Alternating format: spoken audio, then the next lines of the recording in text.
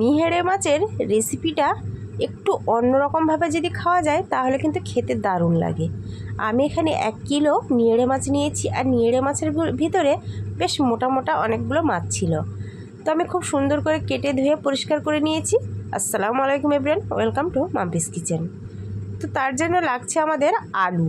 আমি এখানে একটু মোটা করে, যেরকম ভাজার আলু কাটে সেইভাবে বা চচ্চড়ির আলু কাটে সেইভাবে কেটে নিয়েছি একটু মোটা করে। তারপর মিক্সিং জারের মধ্যে নিয়ে নিয়েছি এখানে 2টো পেঁয়াজ কুচি আর 2টো টমেটো কুচি। এবার এটাকে পেস্ট করে নেব। তো তারপর চলে গেলাম কড়াইয়ে, দিয়ে দিলাম পরিমাণ মতো তেল।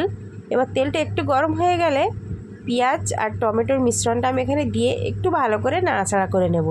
তার মধ্যে দিয়ে দেব স্বাদ মতো নুন আর আদা রসুন বাটা। তারপর ভালো করে আবার মশলাগুলো আমি একটু কষিয়ে নিচ্ছি। নিহেড়ে মাছ তো অনেক রকমভাবে খেয়েছো, তো এই রেসিপিটা যদি একবার ফলো করে খাও সত্যিই বলছি ভীষণ টেস্টি হয়। তো তার মধ্যে দিয়ে দিলাম স্বাদ মতো নুন, ঝালের গুঁড়ো আর দিয়ে দিলাম জিরা গুঁড়ো।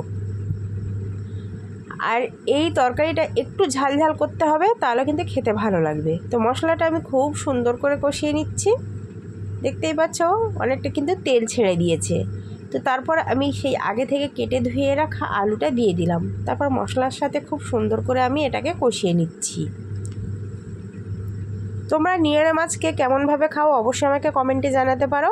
আর আমি যে এইভাবে রেসিপিটা আজকে শেয়ার করলাম, তোমরা অবশ্যই এই রেসিপিটা আমার দেখে একবার ট্রাই করতে পারো। একঘেয়েমি সবসময় নিহেড়ে মাছ না খেয়ে একটু অন্যরকমভাবে যদি খাওয়া যায় তাহলে কিন্তু খেতে ভালো লাগে। তো আমি একটু ঢাকনা দিয়ে ঢেকে রেখেছিলাম 2-3 মিনিট মতো। তারপর আবারও মশলার সাথে আলুটা খুব সুন্দর করে কষিয়ে নিচ্ছি। এই পর্যায়ে আমি মিক্সার জার একটু ধুয়ে যতটুকু পানি আমি দেওয়া যায় দিয়ে দিলাম। খুব বেশি আমি এখানে পানি দেব না, আমি যেহেতু এটা মিডিয়াম আঁচে রান্না করছি আলুটা খুব সুন্দর করে সিদ্ধ হয়ে যাবে। আর কালারটা তোমরা দেখো এখন থেকে কতটা সুন্দর এসেছে। তো আমি ঢাকনা দিয়ে ঢেকে রাখছি একটু ভালো করে ফুটে উঠুক।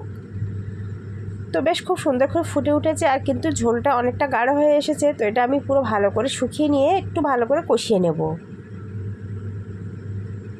যখন অল্প অল্প একটু মানে মাখো মাখো ব্যাপারটা থাকবে তখনই আমি দিয়ে দেব মাছগুলো। আর মাছগুলো কিন্তু কাঁচা অবস্থাতেই তাড়াতাড়ি করে নেড়ে দিতে হবে। এই কাজটা একটু তাড়াতাড়ি করতে হবে, কেননা নিহেড়ে মাছ খুব তাড়াতাড়ি সিদ্ধ হয়ে যায়। গায়ে যখনই একটু আগুনের ভাবটা লাগবে তখনই কিন্তু ভেঙে যায় বা একটু মানে চটকিয়ে যায় আর কি।